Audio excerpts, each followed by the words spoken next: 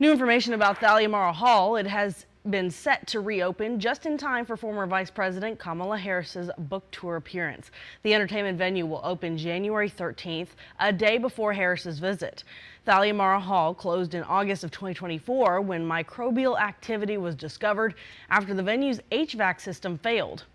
After the discovery, city leaders cautioned a dark period for Thalia Mara Hall until the situation was remedied. After mold inside the venue was extinguished, Mayor John Horn says the new fire curtain still needs to be installed.